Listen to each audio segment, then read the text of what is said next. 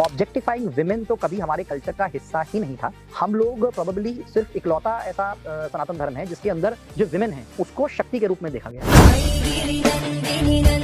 तुम्हारा भयानक छल उन सभी के लिए उदाहरण बनेगा तो स्त्री को पुरुष के पांव की धूल समझते हैं, स्त्री को उपभोग की वस्तु समझते हैं, विवाह के पावन धर्म को भंग कर पर स्त्री गमन करते हैं, तो सदैव स्त्री को कुदृष्टि से ही देखते हैं।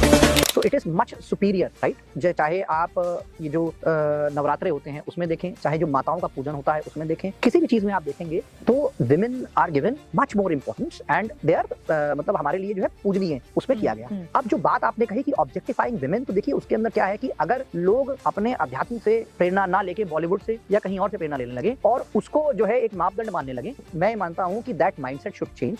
जो अब्रॉड का एजुकेशन सिस्टम है तो उनके यहाँ सब लोग हायर एजुकेशन तक पहुंचते नहीं है। हमारे यहाँ हम ये मान के चलते हैं कि एक भारी जनसंख्या जो है वो ग्रेजुएशन तो है ही है। बैकअप ऑप्शन के लिए भी कुछ लोग करते हैं। नहीं, ग्रेजुएशन तो वो होगी, मतलब उसका एजुकेशन का स्तर इतना होगा कि वो ग्रेजुएशन तो कर ही रखी होगी उन्होंने। बट विदेशों में ऐसा नहीं है, वो लोग अपने हिसाब से एजुकेशन करते हैं, स्किल सेट डेवलप करते हैं और उस स्किल सेट के अनुसार if they want to pursue higher education तब वो हायर एजुकेशन परस्यू करते हैं। तो 2047 है इधर आजादी का अमृत काल जो हम बोल रहे हैं कि 25 साल का जो ये लास्ट का 100 साल होने का हमारा वो है, तो लास्ट के 25 ईयर्स है, इसको हम कहते हैं आजादी का अमृत काल। अमृत काल के अंदर हम सबको इतनी मेहनत करनी है कि हम लोग डेवलप्ड कंट्री के तौर पे विश्व पटल पे आए और टॉप इकोनॉमी जो है हम लोग 5वें से अभी चौथे मतलब आई गए, रैंक पे निरंतर आई रहे हैं, 5वां थोड़ा 4th, तो we have already beaten a lot of this thing. तो टॉप इकोनॉमी जो है टॉप 3 इकोनॉमीज में कैसे हिस्सा बनना है उसके लिए हम लोग अब काम करना है हम लोगों को।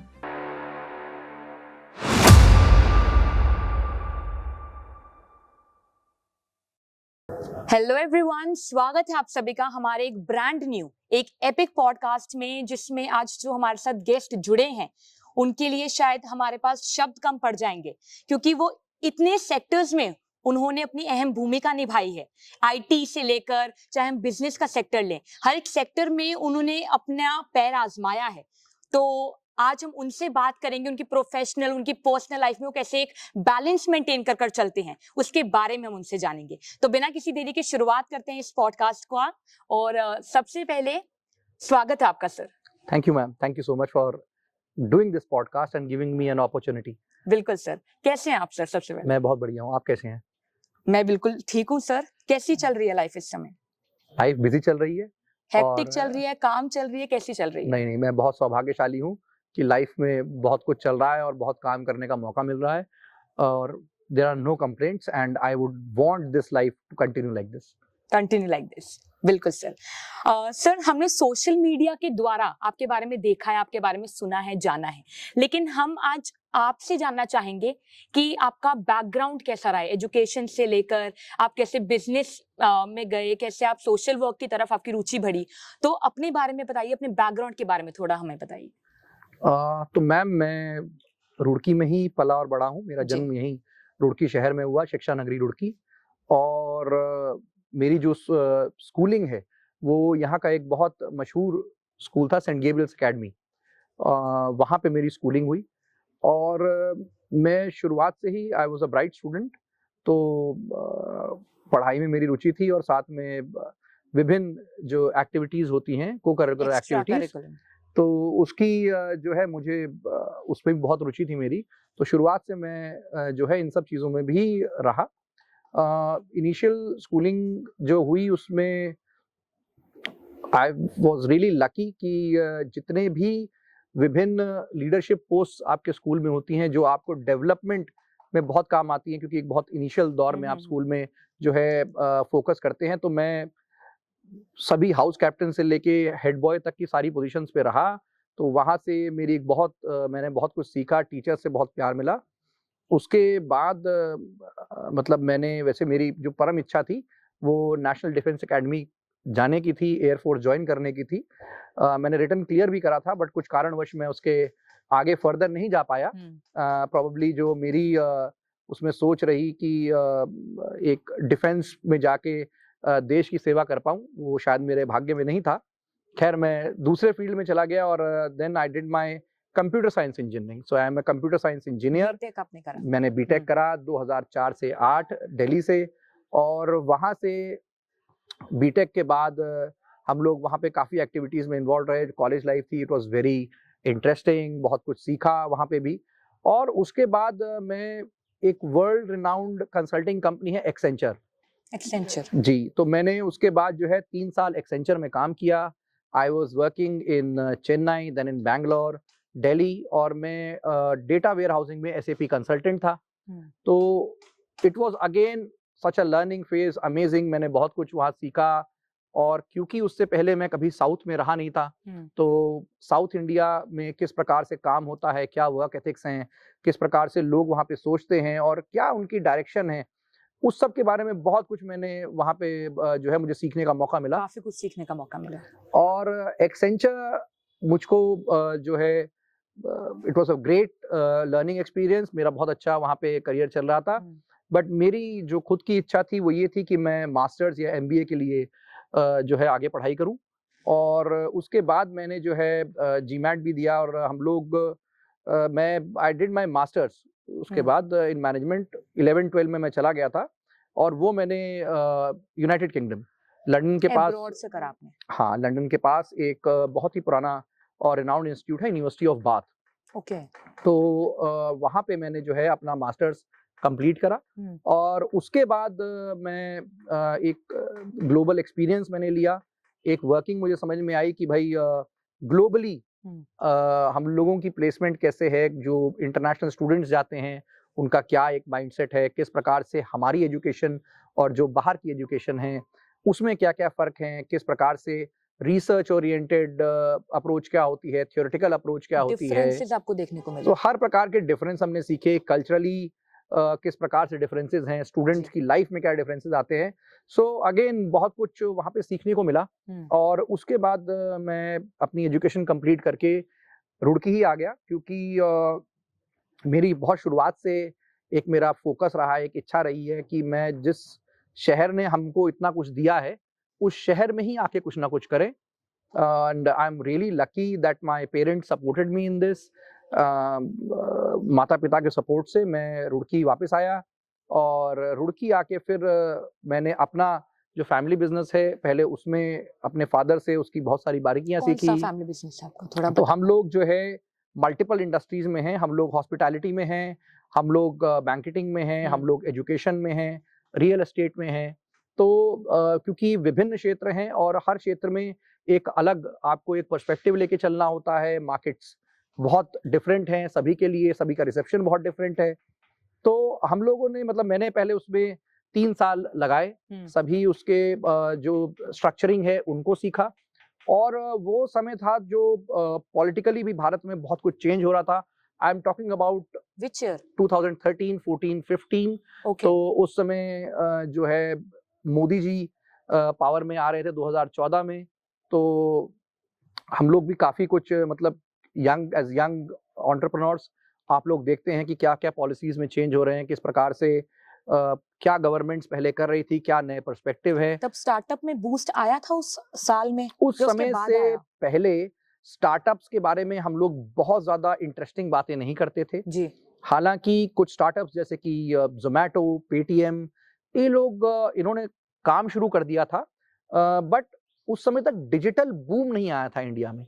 डिजिटल बूम से मेरा मतलब है कि लोगों के पास जो एक्सेस है इंटरनेट का, क्योंकि ये सभी जितने भी स्टार्टअप्स हैं दे आर हेवीली डिपेंडेंट कि भाई ऐप बेस्ड मॉडल हैं, आपको इंटरनेट चाहिए, यू नीड स्मार्टफोन्स, और उसका एक इंटीग्रेशन है जो वो लोकल शॉप से, लोकल होटल से या वेयर हाउस से कर सकें। Then you need delivery partners, तो उसके लिए ट्रेनिंग। तो वो लोग बहुत एक इनिशियल उन लोगों का फेज था।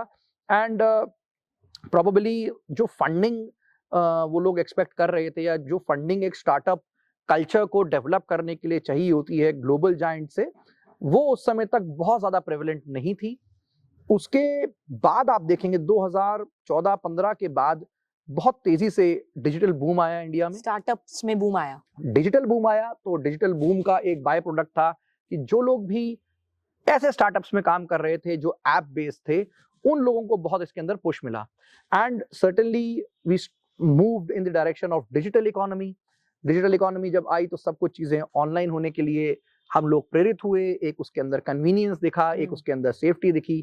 तो धीरे धीरे करके उसके अराउंड जो स्टार्टअप्स थे वो हुआ, और अब वी आर प्रीटी मच एक जो इनिशियल फेज होता है वो अब पार हो गया है।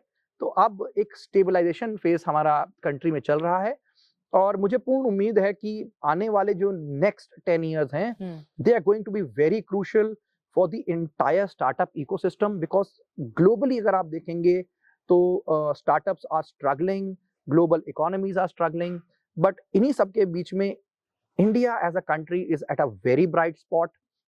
और मेजर इन्वेस्टमेंट्स 2015 या उससे पहले भी था? नहीं, 2015 और 2014 से पहले और 2014 के बाद में एक जो बहुत बड़ा फर्क आया वो ये आया कि 2014 से पहले हम अपनी पॉपुलेशन को एक बर्डन समझ रहे थे कि हमारी पॉपुलेशन बढ़ रही है, सो इट्स अ बर्डन, क्योंकि हम लोगों के रिसोर्सेज कम हैं और डायरेक्शन जो सोचने की थी वो इस दिशा में थी। 2014 के बाद जो सोच में फर्क आया वो ये आया कि जो हमारी पॉपुलेशन है वो हमारी स्ट्रेंथ है। अगर आप उसे in terms of market size देखेंगे इट इज वेरी अट्रैक्टिव। अगर आप उसके अंदर ग्लोबली जो जायंट्स हैं जिनको दे नीड टू इन्वेस्ट उस प्रकार का मार्केट देखेंगे, the market size is very big. और अगर आप देखेंगे अपर सीलिंग, देखिए कोई भी कंट्री, अगर जो डेवलप्ड कंट्रीज होती हैं उनके डेवलपमेंट का एक बहुत बड़ा पैमाना क्या होता है कि जो मिडिल क्लास होती है वो बहुत स्ट्रांग होती है, because that is the rotational economy. USA probably has more than 50% in the middle class, India probably is less than 20%। तो हमारी जो अपर सीलिंग है वो हम लोगों के पास बहुत अच्छी है। और गिवन दैट जो पॉलिसी लैकलस्टर था उसके अंदर बहुत सारा इंप्रूवमेंट आया, डिजिटली हम लोग बहुत इनेबल होने लग गए हैं, डिजिटली इतना बूस्ट मिल गया है। तो ये जो सभी चीजें हैं ये मिलके it makes us at a very bright market and जो एक स्किल सेट है हमारे लोगों का वो कहीं ना कहीं इसमें अंदर काम हो रहा है। आप अगर देखेंगे कि डिजिटली आज लोग इतने कनेक्ट हैं कि अगर आपको अध्यात्म के बारे में बात करनी हो तो भी आपके पास सीखने की जो है डायरेक्शन है, टाइप करेंगे आप फोन में काफी डिजिटल। और अगर आपको एआई के बारे में सीखना हो तो वो भी आप सीख सकते हैं। और खुशी की बात क्या है कि इतने सारे कंटेंट क्रिएटर्स हमारे ही देश से हैं, तो प्रोबेबली जिन लोगों के पास पहले माध्यम नहीं थे उनको माध्यम भी मिला, उनको आवाज भी मिली, और जो उनका ज्ञान था उस ज्ञान को प्रसार प्रचार करने का उनको वो भी एक मौका मिला। तो ये बहुत मेजर चेंज है और मुझे ऐसा लगता है कि ग्लोबली जो भी लोग देखते हैं उनका एक पर्सपेक्टिव चेंज हुआ इंडिया को देखने का। एक नए सब कंट्रीज में काफी रिस्पेक्ट बढ़ी है, बहुत बड़ी है, कॉन्फिडेंस में। मेरा खुद का एक जो है एक्सपोर्ट 100% एक्सपोर्ट बिजनेस है, जिसमें हम लोग जो है ब्रेंट क्रूड की ड्रिलिंग में जो फ्रैकिंग होती है, ऑयल फील्ड रिग्स लगते हैं, उसके हम लोग पार्ट्स बनाते हैं। So it's a niche industry and it is heavily in the oil and gas sector.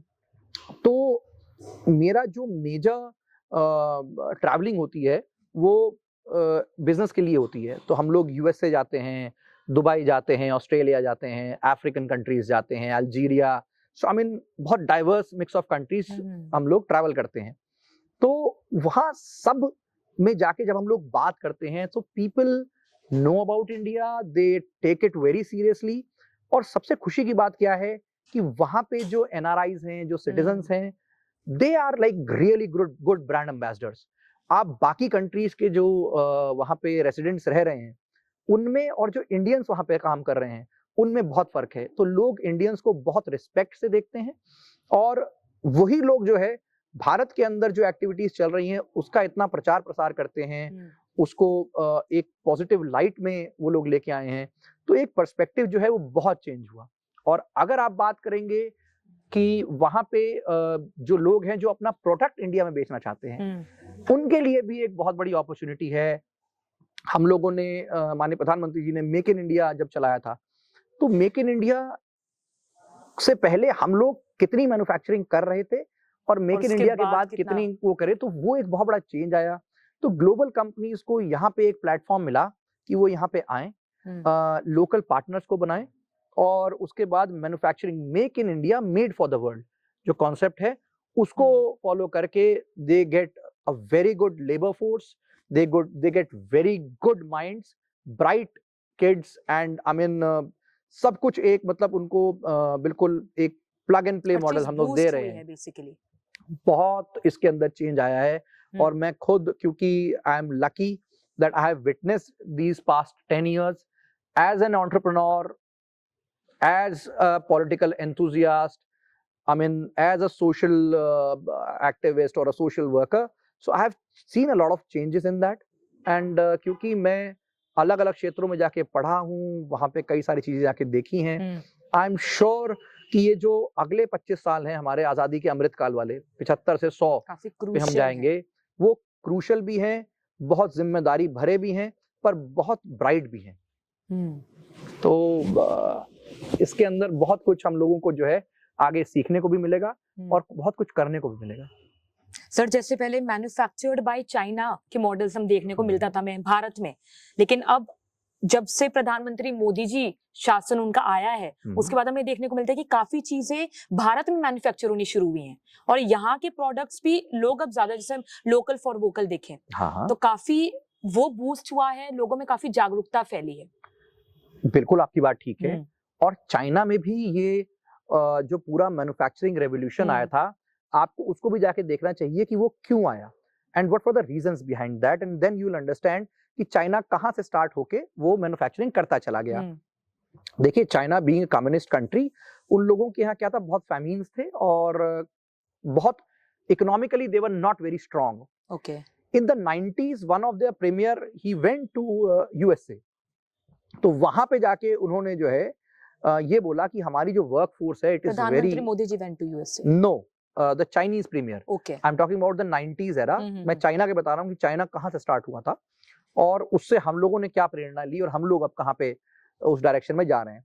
तो उसमें उन्होंने कहा कि हमारी एक चीप लेबर है और अमेरिकन मैन्युफैक्चरिंग जो थी, यूरोपियन मैन्युफैक्चरिंग थी, वो उस समय स्ट्रगल कर रही थी। बहुत कारण है उसके, क्योंकि उनकी वर्क फोर्स जो है, ऐसे मापदंड हैं उनके यहाँ कि वो वर्क फोर्स को आपको पेमेंट, उनकी सैलरी स्ट्रक्चरिंग बहुत ज्यादा हैवी थी, ओवरहेड कॉस्ट बहुत ज्यादा थे और किसी भी चीज को करने के लिए जो उनकी कॉस्टिंग थी वो बहुत हायर पेडेस्टल पे थी। चाइना उस समय पे उन्होंने पिच किया कि हम लोग जो है बहुत चीप लेबर के साथ आपका यही प्रोडक्ट बना सकते हैं। तो वहां से उन लोगों ने जो है, यूएसए ने धीरे धीरे धीरे करके उनको सपोर्ट किया and then the Chinese economy grew. एक फेज जब वो स्टेबल हो गए, उसके बाद ये आया कि जो डिपेंडेंस है चाइना के ऊपर, वो कई कंट्रीज की बहुत ज्यादा डिपेंडेंस हो गई, क्योंकि यूएसए में वॉलमार्ट जैसे एक बहुत बड़ा ब्रांड है। देयर आर आर्टिकल्स व्हिच से कि भाई चाइना के अंदर जो है वॉलमार्ट का 70% प्रोडक्ट और 80% प्रोडक्ट यहाँ से बनता है। तो कल चाइना ने पॉलिटिकल अपना जो है प्रेशर बनाना शुरू करा और बेसिकली उनके पास ये अब हथियार आ गया था कि भाई हम लोग प्रोडक्ट आपके बनाते हैं, you are heavily dependent on us, and now you know in international relations ये सब चीजें आने लगी कि भाई हम लोग नेगोशिएट जो करेंगे वो अपनी मैन्युफैक्चरिंग पावर जो है हमारी, उसके ऊपर अब करना उन्होंने शुरू कर दिया। डिपेंडेंट बेसिकली हो गए थे काफी। यूरोपियन कंट्रीज, अमेरिकन जो है वो लोग, उनकी डिपेंडेंसी बहुत बढ़ गई। और चाइना के अंदर क्या है कि there is a political opacity, आप अंदर क्या हो रहा है बहुत कुछ पता नहीं चलता है। उनके कुछ रूल्स एंड रेगुलेशंस ऐसे हैं, उनकी सूचना बाहर नहीं आती है और बहुत सारे जैसे माध्यम हैं आपके खबर फैलाने के, सोशल मीडिया ऐप्स, इंस्टाग्राम भी चाइना में काम तो वो वहां पे बैन है। तो over a period of time लोगों को ये समझ में आया कि जो चीज दिख रही है वो अंदर ऐसा नहीं है। वहां पे बहुत सारे लेबर इश्यूज थे, वहां बहुत सारा पॉलिटिकल इश्यूज थे, वहां बहुत सारे फ्रॉडलेंट एक्टिविटीज चल रही थी। तो एक फीडर लाइन कहीं ना कहीं से जो है सभी लोग तलाश रहे थे कि वो एक ऐसा क्या बनाया जाए कि चाइना का रिप्लेसमेंट कौन हो सकता है। और अगर आप ध्यान दें तो 2000 से 2010 के बीच में इंडिया की जो टेक इंडस्ट्री थी, सॉफ्टवेयर इंडस्ट्री, वो बहुत तेजी से ग्रो करी और हम लोगों के क्या है, टेक्नोलॉजी क्लस्टर बन गया। उसका एक बहुत बड़ा कारण ये था कि हमारे यहाँ का जो वर्क फोर्स है वो अंग्रेजी में भी बहुत अच्छी तरीके से बात कर लेता है। अच्छा। और जो चाइनीज हैं, they don't talk in English, उनकी एक अपनी भाषा है। तो for American it is much more convenient कि वो इंडियन वर्क फोर्स का काम करे जो उनको जो है टेक्नोलॉजी के बारे में उन्हीं की भाषा में समझा भी सके और उतनी ही लेबर इंटेंसिटी के साथ काम करे। हम लोग जो है वी आर वर्कaholics। हम लोग क्या काम करने का एक जो है वर्क कल्चर कल्चर इस प्रकार से है कि भाई हम लोग अगर कोई काम है तो हम दिन रात ये नहीं देखते क्या सैटरडे क्या संडे, हम लोग काम पे लगे रहते हैं और वही we are programmed that way. तो everyone got everyone saw this कि भाई ये जो इंडियन सॉफ्टवेयर टेक्नोलॉजी इंडस्ट्री है ये बहुत ब्राइट स्पॉट है और धीरे धीरे धीरे करके India became a software exporter. हम लोग एक ऐसा क्लस्टर बन गए कि सॉफ्टवेयर और टेक्नोलॉजी ओरिएंटेड जो कंपनीज थी वो यहाँ बहुत सारी आ गई, ग्लोबल कंपनीज बहुत आ गई, इंडियन कंपनीज जो हैं बहुत स्केल अप कर गई। For the likes of Tata Consultancy Services, Infosys and उस समय पे सत्यम चल रही थी, अब तो खैर सत्यम नहीं है। So we had great companies और वो जो startup story है, they are the original startup stories। उन लोगों ने from the scratch they started and technology में एक इतना अपना हस्तक्षेप उन्होंने रखा और उसके बाद globally they became really big। तो टेक्नोलॉजी से और ये चाइना की टेंशन से यहीं से हम लोगों ने प्रेरणा ली कि भाई हम और भी इंडस्ट्रीज में इस चीज को कर सकते हैं।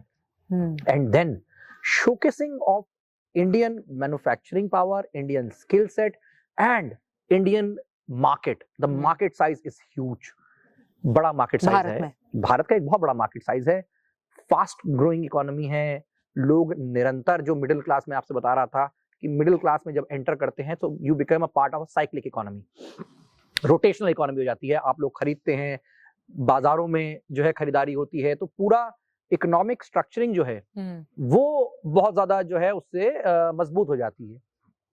तो इसलिए माननीय प्रधानमंत्री जी ने उस बात को समझा और एक कंडीशन ये डाली कि किस प्रकार से हम लोग लोकली मैन्युफैक्चर करना स्टार्ट करें।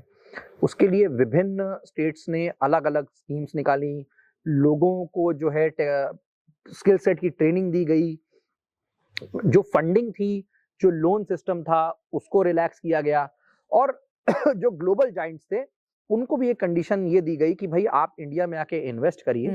पहले जो वाइब्रेंट गुजरात एक शो हुआ, प्रोग्राम होता था, वहां पे जो ग्लोबली सब लोग आते थे and they used to invest in this, उसी तर्ज पे उसी को से प्रेरणा लेते हुए ग्लोबल में इन्वेस्ट इन इंडिया टाइप के प्रोग्राम जो हैं वो चलने लगे, ग्लोबल प्लेटफॉर्म मिलने लगा। So then all these things, started building up our story। और वो धीरे धीरे धीरे करके सोशल मीडिया का उसमें बहुत प्रयोग था, सोशल मीडिया ने उसको बहुत बूस्ट करा, लोगों को इसके बारे में पता चलने लगा, people started getting inspired and वो तो मैं आपसे बता ही रहा हूँ कि हम लोग we are the oldest civilization but we are a youngest population। तो जो यंग पॉपुलेशन थी वो अब वर्कफोर्स का हिस्सा बन रही थी, तो उनको सिर्फ नौकरी ना करके बिजनेस कैसे एस्टैब्लिश करें, उसके लिए बहुत सारी अपॉर्चुनिटीज दिखने लगी। एंड दैट्स हाउ, अगर आप देखेंगे कि पिछले 10 सालों में there are I mean like thousands of startups, और मतलब probably I don't have the exact number at the back of my hand कितने रजिस्ट्रेशंस हो चुके हैं, बट स्टार्टअप इंडिया के अंडर मतलब बहुत शार्प राइज है ईयर ऑन ईयर जो स्टार्टअप्स रजिस्टर होते हैं। काफी है, जागरूकता है और लोगों के अंदर अब एक थिंकिंग ये है कि भाई कुछ बदलाव हो सकता है। सर लेकिन यही में एक मेरे दिमाग में प्रश्न आया कि जैसे आपने कहा कि 2015 से काफी देश में बदलाव हमें देखने को मिला, काफी इंडस्ट्रीज, अगर हम सेक्टर्स देखें, हाईवेज काफी कंस्ट्रक्ट हुए, लेकिन वहीं अगर हम भारत को एक अलग पर्सपेक्टिव से देखें ऑफ ऑब्जेक्टिफाइंग विमेन एंड काफी केसेस देखने को हमें मिलते हैं जो काफी डिस्टर्बिंग रहते हैं। आपको लगता है कहीं ना कहीं इस जो भी कंस्ट्रक्ट हुई हैं इंडस्ट्रीज चाहे हाईवेज, उसके साथ साथ लोगों का माइंडसेट भी चेंज हुआ है ओवर द टाइम? नहीं, बिल्कुल 100% जो आप बात कह रही हैं, ऑब्जेक्टिफाइंग विमेन, तो मतलब ना तो उसमें कहीं चेंज देखने को नहीं मिल पाया मैं बताता हूँ आपको जी। और उसको भी जो है हमें हमारे सनातन धर्म से प्रेरणा लेनी चाहिए उसकी। ऑब्जेक्टिफाइंग विमेन तो कभी हमारे कल्चर का हिस्सा ही नहीं था। हम लोग प्रोबेबली सिर्फ इकलौता ऐसा सनातन धर्म है जिसके अंदर जो विमेन है उसको शक्ति के रूप में देखा गया।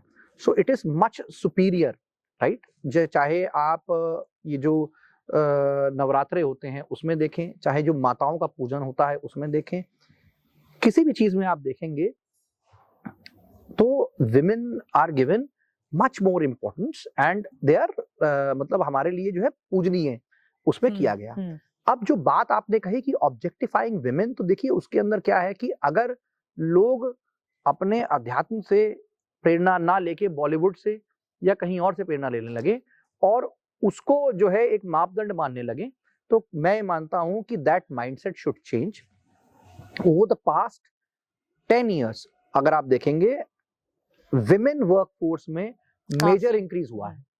So when you include the 50% of your population in the workforce, when they start working, the mindsets जो पहले एक माइंडसेट बना था, देखिए इतने समय का आप जो है एक माइंडसेट अगर लेके आ रहे हैं तो कि महिलाएं जो हैं वो काम नहीं करें, लोगों की जो एक सोच थी कि नहीं घर की महिलाएं वो काम नहीं करेंगी, तो उस चीज में हो सकता है मेरी माता जी या मेरी दादी जी के समय पे एक वो सोच थी, पर उन्होंने कभी ऐसा अपनी बेटियों के बारे में नहीं सोचा, मेरी माता जी ने कभी अपनी बेटी के लिए नहीं सोचा, मैंने कभी अपनी वाइफ या अपनी बहन के लिए नहीं सोचा।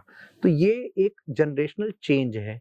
Women in workforce is not only required, but I believe कि अगर हमें 2047 तक विकसित भारत बनना है, डेवलप्ड कंट्री बनना है, तो women should take a lead and they should show the way कि भाई ना सिर्फ वो वर्क फोर्स का हिस्सा बन सकते हैं, बल्कि वो पूरे इकोसिस्टम का जो स्ट्रॉन्गेस्ट पॉइंट है वो है। क्योंकि आप देखेंगे I am amazed by the energy of women.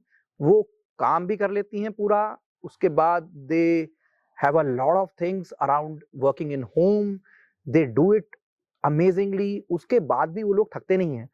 And मतलब and that is why I feel women are much superior. Sir लेकिन कहीं ना कहीं जैसे आपने बताया कि माइंडसेट चेंज होने में समय लगता है और वो ग्रेजुअली चेंज होगा, हो रहा है। हाँ, लेकिन जैसे विमेन रिजर्वेशन बिल भी आ गया। जी जी, just to add to that, women reservation bill आ गया और उसके अंदर महिलाओं की भागीदारी जो है वो विधानसभा से लेके संसद तक जो होने जा रही है, उससे भी आप देखिएगा कि जब विमेन वहां पे जाके अपना पक्ष वो रखें, वो बोलेंगी and they become a part of the entire ecosystem and a much stronger part than what it was before. तो I am quite sure that we are heads up for a very good time. So do you think that if we see as a perspective of as a perspective in politics, are women being seen equal to men? I think they are much superior. मैं आपसे वही बात कह रहा हूँ। In any field equal देखा जाता है? नहीं, इक्वल मैं तो सुपीरियर मान रहा हूँ। मैं तो ये कह रहा हूँ कि विमेन आर सुपीरियर। मैं आपकी बात को तो एग्री कर ही रहा हूँ, उससे थोड़ा एक कदम आगे बढ़ रहा हूँ जी। देखिए, मैं फिर अपनी बात रिपीट करता हूँ, अगर आपको डेवलप्ड कंट्री बनना है, so women which constitute almost 50% of our population, they have to come in the workforce. वो धीरे धीरे पिछले 10-15 सालों में आप देखेंगे कि वो चेंज हुआ है। ठीक है, तो हमारी जनरेशन जो है वो बहुत लकी जनरेशन है। वो इसलिए I am talking about people who are born in late 80s and 90s because they have seen this change. उनके साथ जो को एजुकेशन थी, कोएड स्कूल्स थे, उनका समय आया, लड़कियों को समान पढ़ने का जो है वो पूर्ण तरीके से एक कल्चर डेवलप हुआ कि नहीं, लड़कियों को पढ़ाया जाए बिल्कुल, क्योंकि पहले कई लोग ये चीज नहीं करते थे, एजुकेशन लेवल बहुत लो था। उसके बाद जब सॉफ्टवेयर टेक्नोलॉजी की एरा आई, उसके अंदर विमेन वर्कफोर्स जो है they started doing amazing work और धीरे धीरे करके they became a part of the workforce. Now in manufacturing, जब अब हम लोग जो है एक मैन्युफैक्चरिंग पावर बनने के लिए हम लोग जो है प्रेरित हैं, उस पर निरंतर काम कर रहे हैं, तो वहां पे you see a lot of women entrepreneurs, वो लोग काम कर रहे हैं। और राजनीति में जो है ये विमेन रिजर्वेशन बिल जैसे एक फॉरवर्ड थिंकिंग जो है ये बिल आने लग गए, तो देखिए the direction is very right. And मुझे ऐसा लगता है कि देखिए there are good people, there are bad people, and it's all inside us. ये सब हमारे अंदर है। तो जो अच्छी चीजें हो रही हैं, अगर वो सही दिशा में हम लोग काम कर रहे हैं, that is much more important then कि जो गलत दिशा में लोग सोच रहे हैं या जिनकी नकारात्मक सोच है, उनको भी जो है हमें थोड़ा इग्नोर करना चाहिए। And we should always think कि भाई जो सही चीज हो रही है वो सही डायरेक्शन में होनी चाहिए, सही जो है स्पीड से चलनी चाहिए। तो अगर हम लोग उस स्पीड में चल रहे हैं तो then I am quite sure कि ये सब इश्यूज जो है ये over a period of time ये हिस्ट्री बन जाएंगे। बिल्कुल सर। सर जैसे आपने बताया आप काफी ब्राइट स्टूडेंट रहे हैं स्कूल के दौरान, आप काफी टीम के हेड्स भी रहे। हाँ तो सर उसके बाद आपने एक वाक्य बोला था कि अब डिफेंस में जाने का आपका प्लान था, जी लेकिन उसके बाद आपने ग्रेजुअली बिजनेस में आप आए, सोशल वर्क की तरफ आपकी रुचि बढ़ी। एक प्रश्न है मेरे दिमाग में जहाँ पर ये आता है कि काफी जो यूथ है, जो 18 से 25 साल की उम्र में जो यूथ रहती है, अगर वो कुछ अपनी सोसाइटी के लिए, अपने देश के लिए कुछ करना चाहते हैं, तो उनके दिमाग में सेक्टर्स आते हैं जैसे यूपीएससी कर लें, हम इन अ सोल्जर लाइन चले जाएं, हम इन अ पॉलिटिक्स चले जाएं। उसके अलावा अगर वो चीजों में नहीं जाते हैं तो ऐसी क्या वो कर सकते हैं ताकि वो अपने देश के लिए कुछ कर पाए इन सेक्टर्स में ना जाकर भी? बहुत अच्छा प्रश्न है आपका। देखिए मैं आपको अपने कॉलेज के टाइम का एक इंस्टेंस बताता हूँ। एक स्टूडेंट थे, तो उन्होंने, होता क्या है जब आप कॉलेज लाइफ में होते हैं आपका जो एक माइंडसेट होता है वो थोड़ा विद्रोही तरीके से होता है। You want to raise voice against things, right?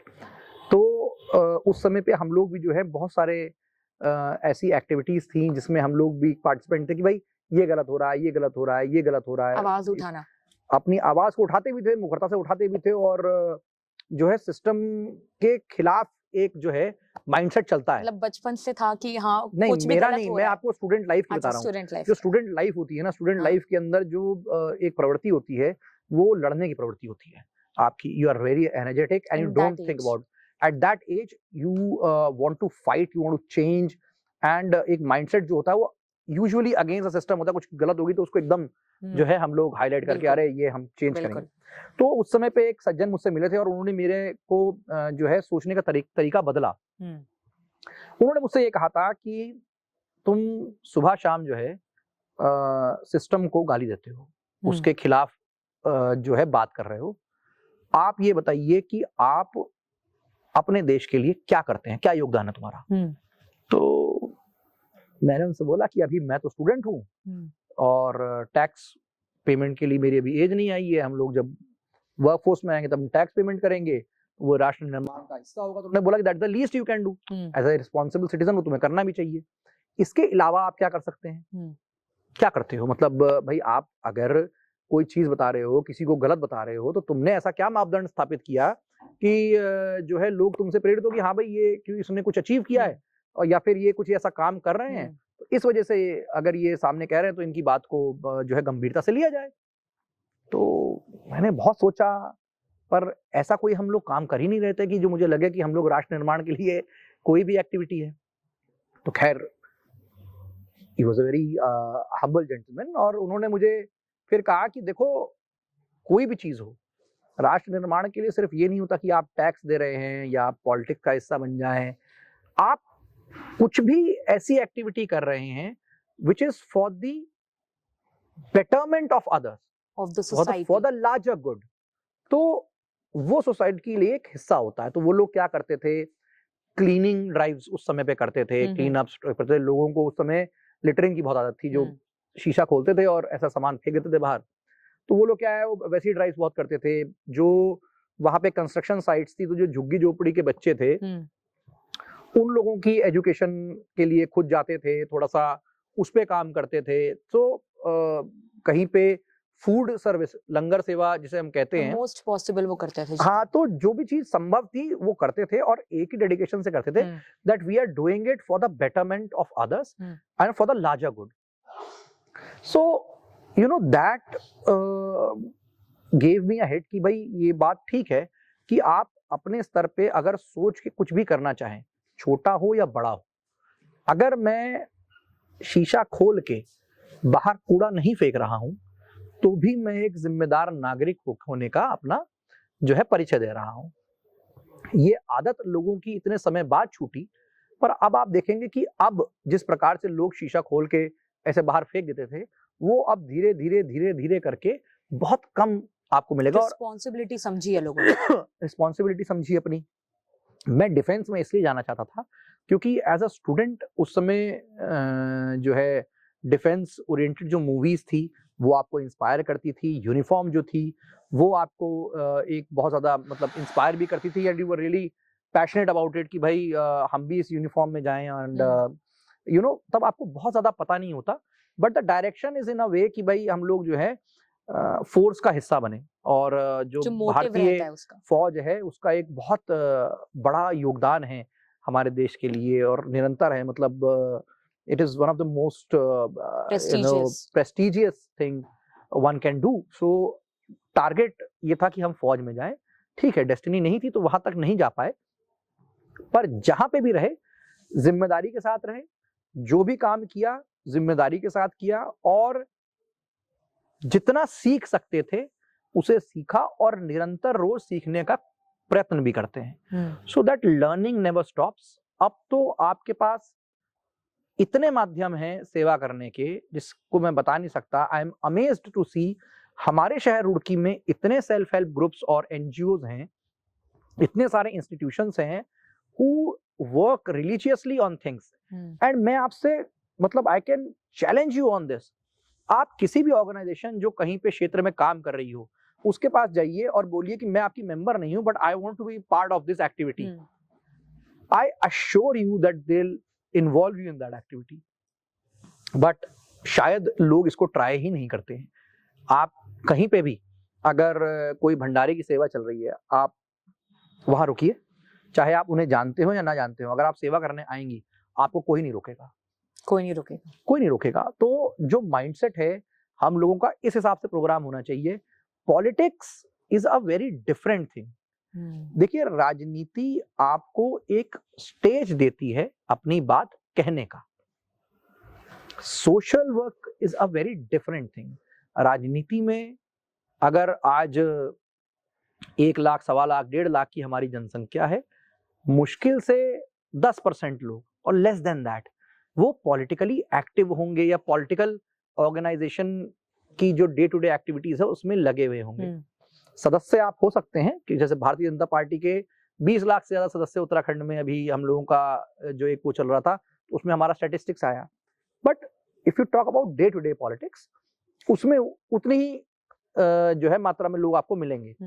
भाई बाकी लोग भी तो हैं जो पर्दे के पीछे रह के काम कर रहे हैं, तो सिर्फ राजनीतिक से आप सेवा कर सकते हैं ये मैं बिल्कुल नहीं मानता। और ये कहीं ना कहीं उन लोगों का भी निरादर है जो लोग बिना राजनीति के जो है रुड़की में अलग अलग क्षेत्रों में सेवा कर रहे हैं।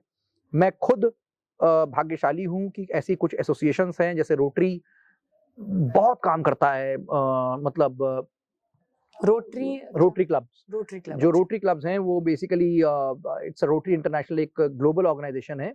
और वो कुछ इश्यूज पे जो है एड्रेस करती है, जैसे कि आपके यहाँ वाटर और सैनिटेशन के ऊपर हमारे प्रोजेक्ट्स हैं। तो जितने भी यहाँ पे अनएडेड स्कूल्स हैं या जहाँ पे बीपीएल परिवारों के बच्चे पढ़ रहे हैं, स्कूल के पास फंडिंग नहीं है, तो वहाँ वाटर स्टेशंस बनाना, गर्ल्स टॉयलेट्स बनाना, उसके अलावा उनको जो है पाठ्यक्रम की सामग्री देना, उनके लिए जो है प्ले एरिया बनाना, और उसके अलावा आपके tree plantations, blood donations, road safety awareness programme, आप जुड़े हुए हैं, एम्बुलेंस, इतने सारे काम हैं। तो मैं मतलब धन्यवाद देता हूं कि रोटरी क्लब जैसे संस्थान यहाँ पे काम कर रहे हैं, भारत विकास परिषद है, बहुत सारे काम इसी क्षेत्र में करते हैं, इतने सारे यहाँ पे एनजीओज हैं। एक मैं कुछ यंग स्टूडेंट्स हैं, आईआईटी के बहुत यंग स्टूडेंट्स हैं, मैं उनके साथ शेरपुर गांव में गया था, वो लोग हर संडे को जाके वहाँ पे क्लासेस लेते हैं बच्चों की। अच्छा। And they teach on personality development, they teach them on basic things, they teach them in a play way method. तो मतलब I was amazed to get associated with them and I feel that I am lucky that you know I have been able to find out these guys and yeah मतलब ये कहीं ना कहीं से मुझसे जुड़ गए। और लोग भी हैं वो मतलब उनको जुड़ना चाहिए ऐसी ऑर्गेनाइजेशन से। किसी ना किसी ऑर्गेनाइजेशन जब आप जुड़ते हैं तो एक आपको एक माध्यम मिल जाता है अपनी जो ये लोग काम कर रहे हैं for the better good of the society, for the larger reason, उससे एसोसिएट होने का। दूसरा, आप खुद एक्टिव होते हैं, आप 10 लोगों से मिलते हैं, आप एक नेटवर्किंग करते हैं, लोगों के पास आइडियाज होते हैं, आप उस पर काम कर सकते हैं। राजनीति तो सिर्फ एक देखिए माध्यम है उस प्रकार से कि आप कोई भी प्रशासनिक विषय में आपकी रुचि हो तो आपको राजनीति एक स्टेज देती है, और उस स्टेज पे जब आप बात करते हैं तो you have a larger audience and larger issues to कहीं एड्रेस। ना कहीं सोशल वर्क भी उसका एक मोटिव ही है, एक पॉलिटिशियन का मोटिव ही होता है। देखिए मैम, पॉलिटिशियन का एक अगर मोटिव एक सोशल वर्क aspect भी हम है, देखें तो, हाँ। बट सोशल वर्कर जो लोग होते हैं उनका प्राइम मोटिव सोशल वर्क ही है। देखिए, for a politician there are many other issues as well, क्योंकि आपको शासनिक प्रशासनिक हर तरीके से जो है चीजों को देखना पड़ता है। There are lot of actions that are required, there are lot of issues that needs to be sorted. तो बहुत सारी चीजें जो हैं वो आपको करनी पड़ती हैं। एक राजनीतिक व्यक्ति के लिए और भी बहुत सारे काम होते हैं। हाँ, सोशल वर्किंग जो है वो एक सेंट्रल कॉन्सेप्ट आइडिया है, यस, बट जो लोग सोशली एक्टिव हैं, सोशल वर्कर्स हैं, उनके लिए वो मेजर कॉन्सेप्ट है। पॉलिटिक्स उनके लिए सिर्फ तभी एप्लीकेबल है जब उन्हें कुछ प्रशासन से परमिशंस चाहिए हों, या शासन प्रशासन के कुछ लोग उनके माध्यम से जो है वो या तो उन्हें इन्वॉल्व करना चाहते हो, या उनके माध्यम से कुछ सहयोग सेवा उन्हें चाहिए हो, या उनके माध्यम से अपनी बात रखना चाहते हो। जैसे मैं आपको एक रीसेंट एग्जांपल बताता हूँ। हम लोगों ने रुड़की के अंदर त्योहार का सीजन था, तो उसमें हम लोगों ने अभी रुड़की मांगे लोकल करके एक इनिशिएटिव स्टार्ट किया। तो उसमें जो हमारा रूट कॉन्सेप्ट है वो ये है कि त्योहार और जो इस प्रकार की खुशियां बांटने का समय आता है, उस समय लोकल इकोसिस्टम को, लोकल इकोनॉमिक स्ट्रक्चरिंग को बूस्ट करने के लिए कुछ ना कुछ खरीदारी लोग जो बाजारों से नहीं कर रहे हैं उन्हें जाके कुछ ना कुछ खरीदारी करनी चाहिए लोकल मार्केट से। सो ये डिबेट जो थी वो सिर्फ ऑफलाइन वर्सेस ऑनलाइन की डिबेट नहीं है। अच्छा, मैं उससे एक स्तर ऊपर जाके बात ये कह रहा हूँ कि जो आपका लोकल व्यापारी है, जब आप उसे स्ट्रेंथन करते हैं तो आप लोकल इकोनॉमी को स्ट्रेंथन करते हैं, लोकल जो इंफ्रास्ट्रक्चर है उसको स्ट्रेंथन करते हैं, क्योंकि यही पैसा रोटेशन में आपके क्षेत्र में लगने वाला है। यही वो व्यापारी हैं जो सामाजिक कार्यक्रम हो, धार्मिक कार्यक्रम हो, उसमें बढ़ चढ़ के हिस्सा भी लेते हैं। तो कुछ ना कुछ खरीदारी जब आप इनसे भी करेंगे, क्योंकि लोगों की आप थोड़ा सा आदत, और खासकर जो यंगर जनरेशन है उन लोगों की आदत क्या है, बहुत कन्वीनियंस से वो ऑनलाइन से चीज मंगा लेते हैं। तो एक सोसाइटी की तरह एक इनिशिएटिव हमने लिया कि हम लोग इस बारे में सोचे, और जो रुड़की मांगे लोकल कॉन्सेप्ट है उसमें हम लोग बार बार यही जागरूकता पैदा कर रहे हैं। हम लोग को 10-15 दिन का समय मिला, तो उसमें अब आगे कई सारे नुक्कड़ नाटक और भी प्रोग्राम्स होंगे। अभी हमने पूरे शहर में कई बाजारों में सेल्फी बूथ लगा रखे हैं टू प्रमोट लोकल बाइंग।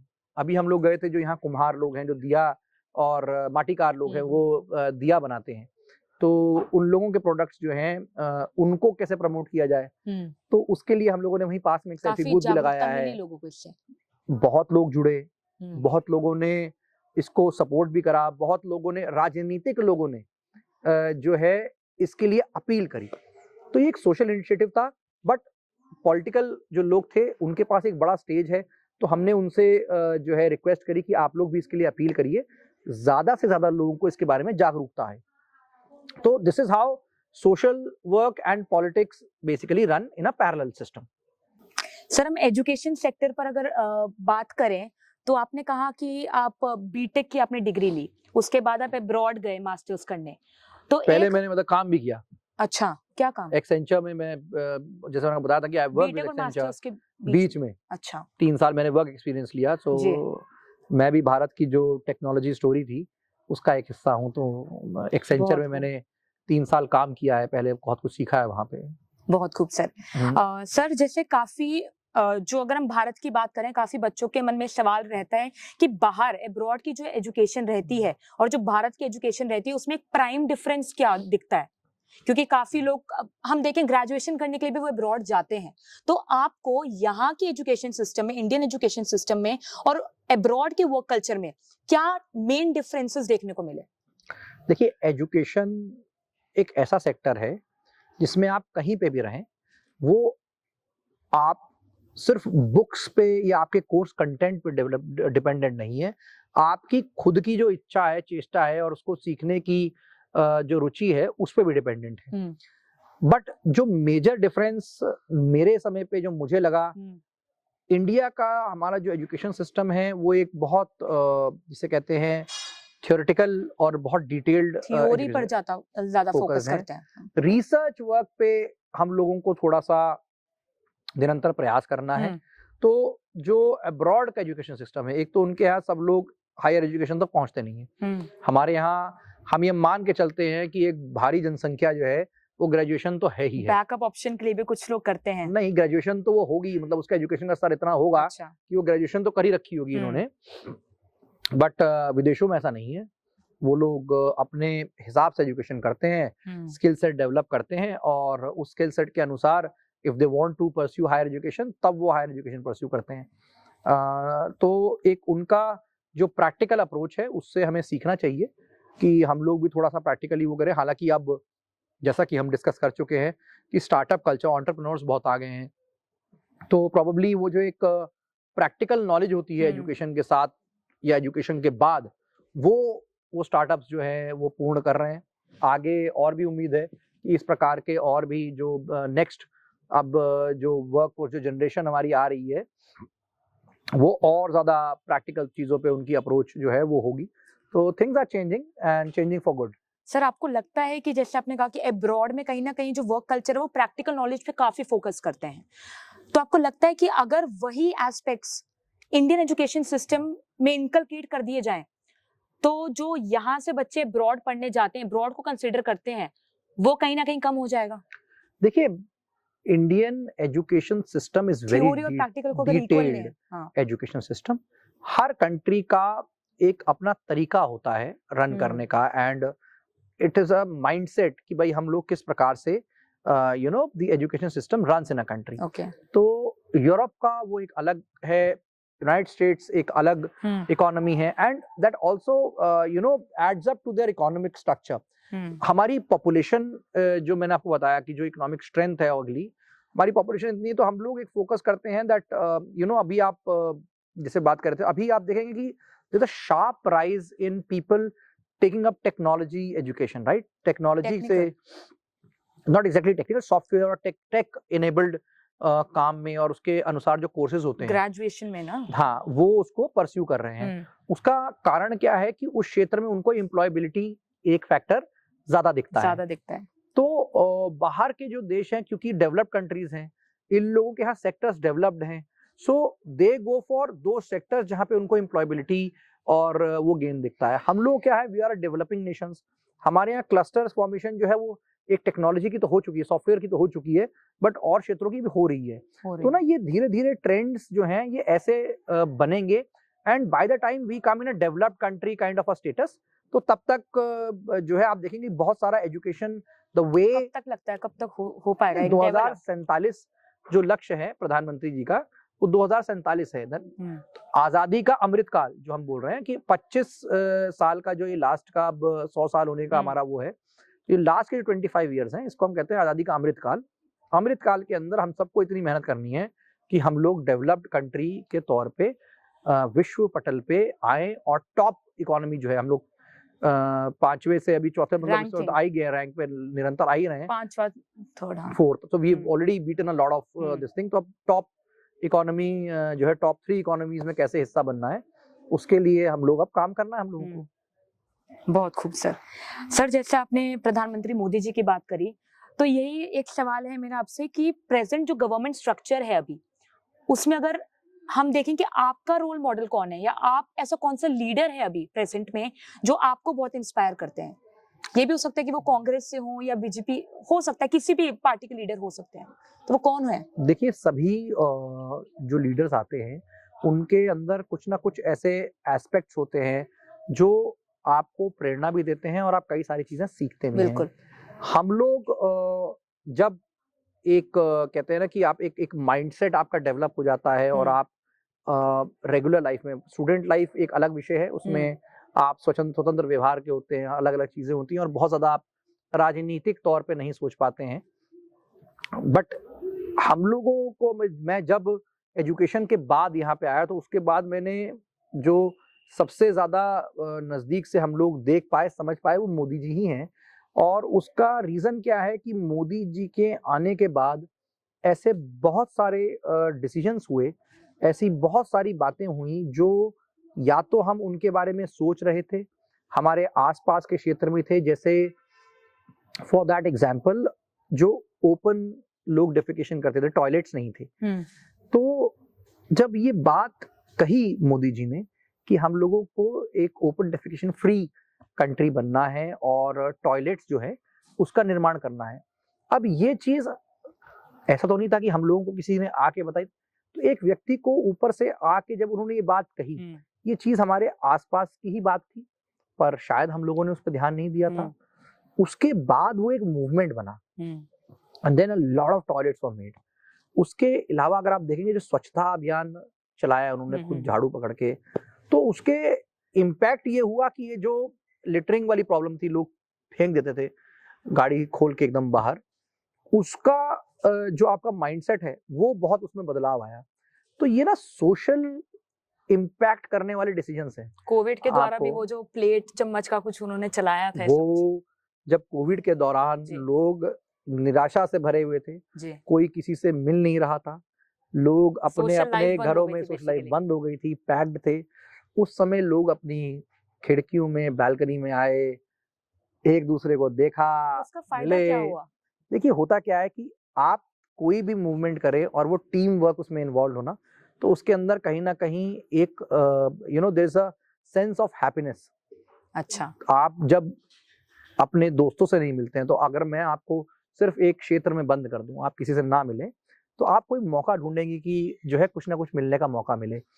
तो जब मोदी जी ने ये प्लेट चम्मच, तो एक यूनिफॉर्म वे में पूरी कंट्री ने इसको फॉलो करा, तो जो लोग एक दूसरे को ना मिल नहीं पा रहे थे, देख नहीं पा रहे थे, वो सब लोग एक साथ बाहर आए, and there was a sense of one big family coming out together, doing one chore. तो इसमें क्या होता है ना, there is a sense of happiness, there was one activity, लोगों ने वो किया, और जो है everyone was active, they came out, social media was abuzz with this. तो सबके एक जो निराशावादी सोच होती है, नकारात्मक सोच होती है, उसको दूर करने के लिए it helped me a lot and probably a lot more like me.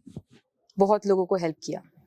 तो कहीं ना कहीं जब से मोदी जी आए हैं तब से बीजेपी का पूरा रुख बदल चुका है, काफी सारे चेंजेस हुए हैं भारत में। ऐसा नहीं है, बीजेपी की तो जो फॉर्मेशन थी, अगर आप पॉलिटिकली देखेंगे तो उसके जो प्रमुख मुद्दे थे, धारा 370 हटाना, सबसे अहम मुद्दा जो राम मंदिर का निर्माण और यूनिफॉर्म सिविल कोड, उस पे तीनों पे ही बहुत डिसाइसिव एक्शन हुआ।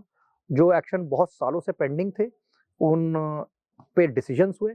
धारा 370 सरकार ने आपको लगता है हटाई। कि अगर प्रधानमंत्री मोदी जी ना आते तो आर्टिकल 370 नहीं हट पाता? मैं ये मानता हूं कि जिस स्पीड से उन्होंने करा, जिस डेडिकेशन से उन्होंने करा, डेडिकेशन, शायद देखिए डायरेक्शन थी, बट डायरेक्शन को एक सही ऊर्जा से उसको करना, और उस पे एक डेडिकेटेड एफर्ट के साथ उस स्पीड से उसको करना और क्षमता अनुसार उसको करना, वो मोदी जी ने दिखाया कि जो टफ डिसीजंस जिन्हें माना करते थे, ये कहा करते थे लोग की धारा 370 अगर हट गई तो कश्मीर में जो है खून खराबा हो जाएगा, भी कहते थे हट नहीं सकती है। हट नहीं सकती, तो खैर चलिए एक विषय था ही था।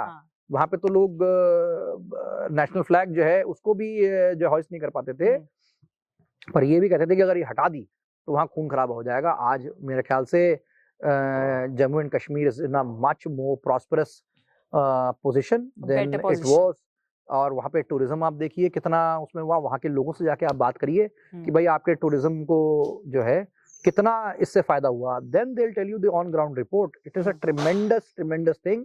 और एक राष्ट्र जो है उसका एक ही निशान, एक ही विधान, ये मैं इस बात से जो है डेडिकेटेडली मैं इसको मानता हूँ। एंड ये जो मोदी जी ने करा, मैं उसके लिए जो है उनका बहुत बहुत धन्यवाद भी देता हूँ। इसी तरीके से प्रभु श्री राम का जो भव्य राम मंदिर था, उसके लिए सालों साल लोगों के गुजर गए, उनके जीवन खर्च हो गए, उस पे फैसला हुआ। उसमें भी कई लोगों ने जो है आखिर तक विरोध करते रहे, सब कुछ करते रहे, पर उस सब के बावजूद फिर भी बना, राम मंदिर बना, आस्था का प्रतीक बना।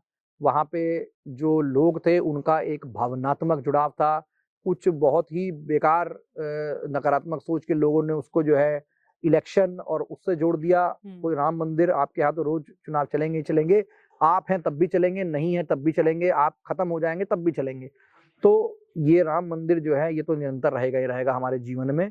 और हम लोगों का जो जीवन काल है वो उसमें सौभाग्यशाली है कि उसमें हम लोगों ने, क्योंकि कई पूर्वज ऐसे थे जो इसको देख नहीं पाए, हम लोग सौभाग्यशाली कि इसको देख पाए हैं, तो उसके लिए मैं उनको नमन करता हूँ। और जो यूसीसी है, यूनिफॉर्म सिविल कोड, बकायदा उसके अंदर जो है विमेन एम्पावरमेंट की आपने जो बात करी थी, इतनी इसमें जो है विमेन एम्पावरमेंट को फोर्स मिलेगी। और मैं धन्यवाद देता हूँ हमारे माननीय मुख्यमंत्री श्री पुष्कर सिंह धामी जी का, जो पहला स्टेट हमारा बना उत्तराखंड। वी आर प्राउड कि हम लोगों ने जो है यूसीसी सबसे पहले हम लोग बिल लेके आए और सबसे पहले हम लोग उसको अप्लाई कर रहे हैं। सर, जैसे आपकी हमने सोशल मीडिया पर एक पिक्चर देखी थी जिसमें आप अमित शाह जी और राजनाथ जी के साथ मिले थे, तो अगर उनकी पर्सनालिटी को हम देखें as a audience perspective, as a janta perspective, और जैसे आप उनसे मिले, तो अगर एक वाक्य में, एक शब्द में उन दोनों की पर्सनालिटीज को आप डिफाइन करें तो वो क्या रहेगा? लाइक दोनों की सेपरेटली अगर हम डिफाइन करें तो। देखिए, मेरे जीवन का कुछ सौभाग्यशाली क्षण जी, और जो मतलब ना सिर्फ मन मस्तिष्क को बल्कि आपको ही ऊर्जा से भर दें, ऐसे मेरे जीवन में कुछ पल आए जिसमें मैं माननीय अमित शाह जी से और माननीय श्री राजनाथ सिंह जी से मुझे संक्षिप्त में भेंट करने का अवसर मिला और उनका आशीर्वाद देने का अवसर मिला।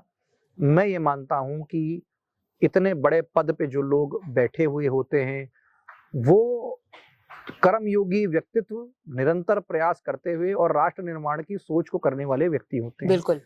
और उनकी एक ऑरा होती है, उनके विचारों की एक ऊर्जा होती है जो उनके साथ बैठ के आपको मिलती है। बहुत छोटे छोटे विषयों को सरलता से जो है उनका समाधान दे देना और अपनी बात को जो है उसको बहुत गहराई के साथ रखना, ये जो कला है ये उन दोनों ही व्यक्तित्वों में मुझे मिली।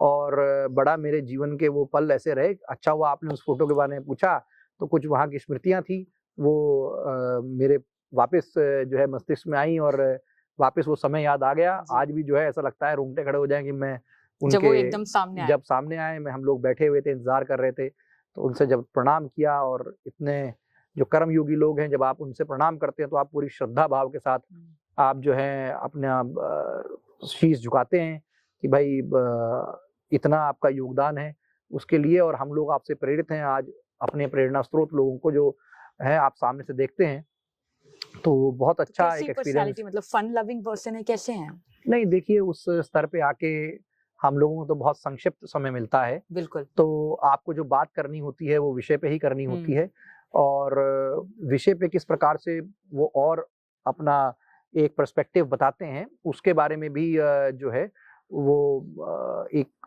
आपको एक डायरेक्शन मिलती है। तो हम दोनों ही समय पे मुझे जो है डायरेक्शंस मिली, और उस समय पे शायद कुछ इलेक्टोरल बॉन्ड का था, तो उस सिलसिले में आप गए थे? हाँ, नहीं मैं तो उस समय था, तो उसमें इलेक्टोरल बॉन्ड का एक विषय चल रहा था। अच्छा। मीडिया में। तो माननीय अमित शाह जी ने उसी दिन एक स्टेटमेंट दिया था जिसमें उन्होंने बताया था कि जो वेस्ट बंगाल गवर्नमेंट है वो एक स्टेट में गवर्नमेंट है, पर उनके पास 1700 करोड़ या 1800 करोड़ के बॉन्ड हैं, और भारतीय जनता पार्टी की जो सरकारें हैं वो 14 स्टेट्स में हैं, और तब मिला के 5000 करोड़ के बॉन्ड्स हैं। तो अगर हम एवरेज आउट करते हैं तो शायद 300-350 करोड़ पर स्टेट की एवरेज बैठती है, जहाँ पे इकलौता जो वेस्ट बंगाल है वो 2000 करोड़ 1700 करोड़ के आसपास उनका, और कांग्रेस में जो 1400 करोड़ की थी वहां पे एक स्टेट में ही सरकार, ये 2 स्टेट में सरकार थी। तो देखिए वो जो एक उन्होंने उनका पर्सपेक्टिव था, which is a very valid point. तो वो सुना, सामने से सुना, उससे सीखने को भी मिला और उस विषय में जो है चर्चा करने का भी मिला। और मैं माननीय राजनाथ सिंह जी से मिला था, तो इंडिजिनाइजेशन जो हमारा प्रोग्राम चल रहे हैं जिसमें हम लोग डिफेंस में जो है ना सिर्फ अब इंपोर्ट्स कम कर दिए हैं बल्कि एक्सपोर्ट्स बढ़ा दिए हैं डिफेंस इक्विपमेंट का, उसके बारे में वो बता रहे थे कि कैसे हम लोगों ने जो है डिफेंस सेक्टर में अब भारत की ही कंपनियां जो है वो पार्टिसिपेट कर रही हैं, ग्लोबल टेंडर्स में पार्टिसिपेट कर रही हैं। तो सुन के गर्व भी होता है, उनके विजन को भी मैं नमन करता हूँ कि निरंतर काम कर रहे हैं, और काफी कुछ सीखने को मिला आपको। 24 घंटे में मुझे ऐसा लगता है इतने बड़े पद पे होके शायद 20 घंटे तो वो लोगों से ही मिलके समस्या, आपको भी मैं जो है रोज इतने समय के लिए डेली एंगेज करूं तो आप भी कहीं ना कहीं जो है फिजिकली एग्जॉस्ट हो जाएंगे कि भाई इतने लोग आते हैं मिलने पर, आपको इन लोगों से सीखना है, इन लोगों से हम लोगों को ऊर्जा मिली जाके कि भाई मैं अमित शाह जी से मेरी मुलाकात हुई तो उस समय रात के 10 साढ़े 10 बज रहे थे, पर उस समय भी वो जो है अपने विषय को लेके बिल्कुल उनकी सोच बिल्कुल एक विजन बात थी, क्लियर था। और उनकी जो आवाज थी वो उसमें भी पूरा उतना ही खनक जोश थी, था। उतना ही जोश था, उतना ही दम था। तो यही सीखने का विषय है कि आप के लाइफ में कुछ भी चल रहा हो सकता है आपसे 5 मिनट पहले मेरे मिलने से 5 मिनट पहले एक बहुत गंभीर विषय पे कोई समस्या लेके उनके पास लोग आए हों, पर 5 मिनट बाद उन्होंने जो है वो डिस्कशन कर रहे हैं इलेक्टोरल बॉन्ड्स पे, हो सकता है उसके 5 मिनट बाद किसी चुनाव पे, हो सकता है उसके 5 मिनट बाद नेशनल सिक्योरिटी पे।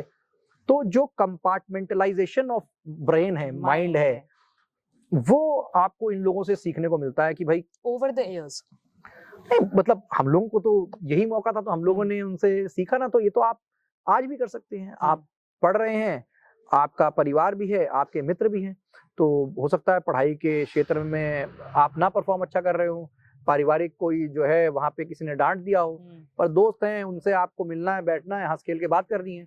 तो कंपार्टमेंटलाइजेशन तो आप दिमाग का कर ही सकते हैं ना, और वही सीखने का विषय भी है। You have to train yourself in that. तो इन लोगों से मैंने जो सीख ली वो ये ली, ये सब अपने इनसे लर्निंग एक तरीके के हम कह सकते हैं। हाँ ये मैंने उनसे सीख ली, this is the learning I got from them. बहुत खूब सर। सर अगर हम रुड़की का विजन देखें,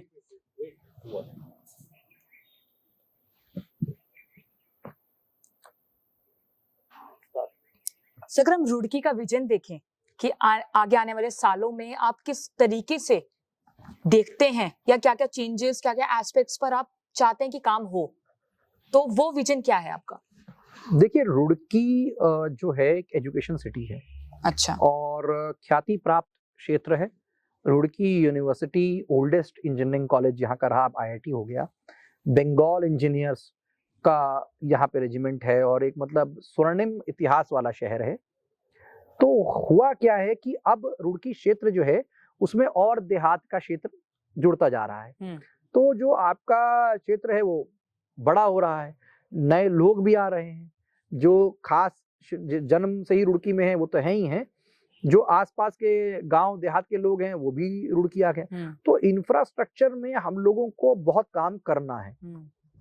दूसरी चीज रेगुलराइजेशन, और किस प्रकार से एक स्ट्रक्चर्ड अप्रोच से हम लोग नए क्षेत्र बसाएं, उसके ऊपर बहुत वर्किंग होनी चाहिए और डिटेल्ड वर्किंग होनी चाहिए। क्योंकि जिस प्रकार से पॉपुलेशन इस एरिया में बढ़ रही है, इसलिए हम लोगों को ना एक स्ट्रक्चर्ड एरियाज चाहिए, रेसिडेंशियल, कमर्शियल, किस प्रकार से उनके जो है मापदंड तय हों, और रोड्स, इंफ्रास्ट्रक्चर, इन सब पे तो काम करना ही करना है। साथ में जो यहाँ के बहुत सारे बच्चे हैं, जैसे हम लोग कभी भी स्पोर्ट्स फैसिलिटी की बात होती है, हम हरियाणा की बात करते हैं, तो आई वुड वांट कि स्पोर्ट्स फैसिलिटी के लिए ना रुड़की और आसपास के क्षेत्र का हम लोग नाम लें आगे, चाहे वो शूटिंग फैसिलिटीज हों, जहाँ पे हम लोग क्ले और स्कीट वगैरह की शूटिंग का यहाँ पे कुछ इंतजाम कर सकें, चाहे बैडमिंटन का क्षेत्र हो, चाहे क्रिकेट की तो अकेडमीज काफी यहाँ पे आसपास क्षेत्र में हैं, इंडोर स्पोर्ट्स, चेस। तो कैसे यहाँ का जो यूथ है उसको हम लोग चैनलाइज करें स्पोर्ट्स की डायरेक्शन में, और एक क्लस्टर फॉर्मेशन करें यहाँ पे ना, कि स्पोर्ट्स के लिए जो है कुछ ऐसा इंफ्रास्ट्रक्चर बिल्डअप करें, ट्रेनर्स बिल्डअप करें, कि हम लोग स्पोर्ट्स के माध्यम से जो फैसिलिटीज हैं वो लेकर आए। हाँ, फैसिलिटीज लेके आए, और स्पोर्ट्स के माध्यम से पूरे राष्ट्र में हम लोग अपना नाम करें कि भाई यहाँ के क्षेत्र के प्लेयर्स आते हैं और बहुत अच्छा ट्रेन प्लेयर्स हैं। तो उसके लिए मैं सोचता हूँ कुछ काम जरूर होना चाहिए। उसके अलावा जैसे नया एरिया से, उसका मैंने आपको बताया इंफ्रास्ट्रक्चर के अनुसार जो हमारी मेडिकल फैसिलिटी है उसमें थोड़ा सा इम्प्रूवमेंट हम लोगों को लेके आना है।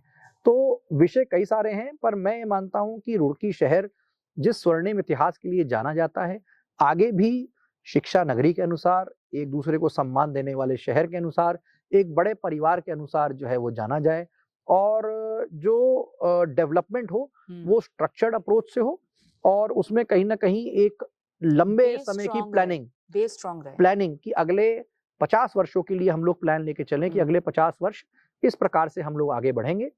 एक जो है माइंडसेट बना के चलें, उसी डायरेक्शन में काम करें, अधिकारियों के साथ समन्वय बना के काम करें, राजनीतिक लोगों के साथ समन्वय बना के काम करें, और निरंतर प्रयास ये करते रहें कि अपने क्षेत्र का जो विकास है, चाहे वो इकोनॉमिक इंडिकेटर्स में हो, इंफ्रास्ट्रक्चर इंडिकेटर्स में हो, स्पोर्ट्स फैसिलिटीज के इंडिकेटर्स में हो, सब जगह जो है हम लोग टॉप पेडेस्टल के लिए compete करें।